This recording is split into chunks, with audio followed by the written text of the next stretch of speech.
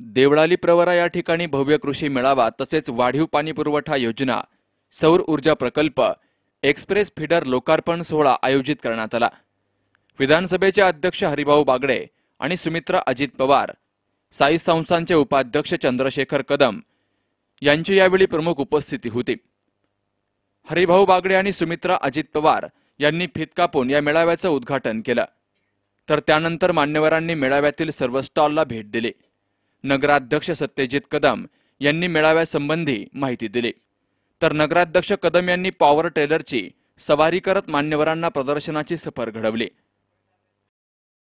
3 वर्षापूर्वी आम्ही कृषी प्रदर्शन भरवायला जी सुरुवात केली, तर याच्या मागचा मूळ उद्देश हा आहे की मोशीसारखे किंवा नगर किंवा पुणे अजून औरंगाबाद सारख्या शहरांमध्ये जे कृषी प्रदर्शन होतं तिथे सर्वसामान्य शेतकरी जाऊ शकत नाही। आज मी देवळाली म्हणजे हा आमचा ग्रामीण भाग आहे। ग्रामीण भागात जर मी प्रदर्शन घेतलं तर साधारण अल्पभूधारक ज्याला आपण म्हणतो 1 एकर 2 एकर क्षेत्र असलेला जो शेतकरी आहे, 10 एकर किंवा 5 एकर क्षेत्राच्या आतला, तो पुण्यासारखे किंवा मोशीसारख्या ठिकाणी जायचं झालं तर आज देवळालीतून जायचं झालं 1000 रुपये प्रत्येक माणशी खर्च येतो शेतकऱ्याला। तो शेतकऱ्याची पेलण्याची ताकद नाही, आज आर्थिक ताकद त्याची कमी पडते।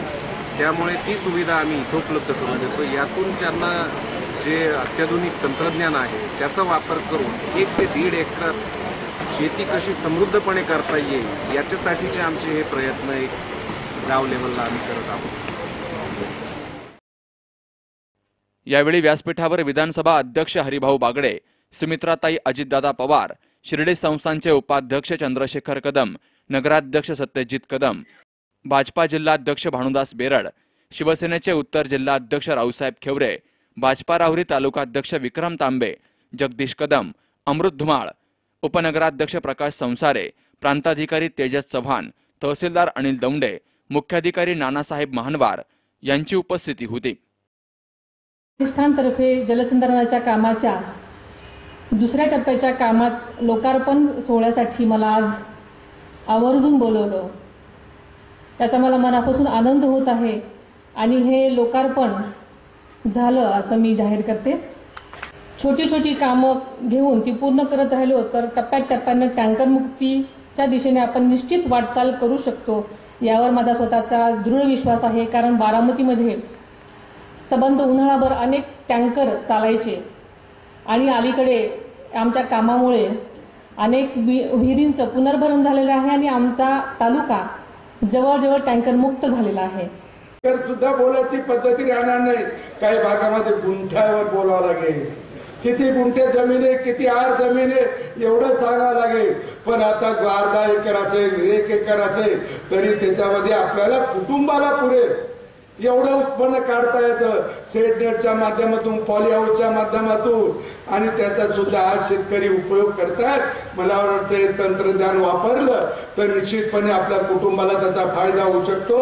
आणि तरी ते पाणी त्याला लागणारच आहे आणि म्हणून पाण्याची साठवण ही महत्वाची आहे। मला नगर परिषदा, बहुतेक ग्रामपंचायती असो का नगर परिषदा असो, त्या गावापुरतं काम करतात, तुमच्या हद्दीपुरतं काम करतात, गावाच्या बाहेर कोणी फार जात नाही। पण देवळाली नगर परिषद एक आहे की तिने नुसता गावाचा विचार केला नाही तर तिने शिवाराचाही विचार केला आणि शिवारात देखील काम केलं पाणी अडवायचं। म्हणून आता नुसतं गावापुरतं क्षेत्र नाही तर त्यांचं क्षेत्र हे शिवारापुरतं क्षेत्र झालं आणि म्हणून त्याचाही उपयोग मोठ्या प्रमाणात झाला। या प्रदर्शनाला राज्यभरातून शेतकऱ्यांनी हजेरी लावली, तर यावेळी सर्वांचे आभार सचिन ढोस यांनी मानले। सुहास जाधवसह शरद पाचरणे, सी न्यूज मराठी, देवळाली प्रवरा।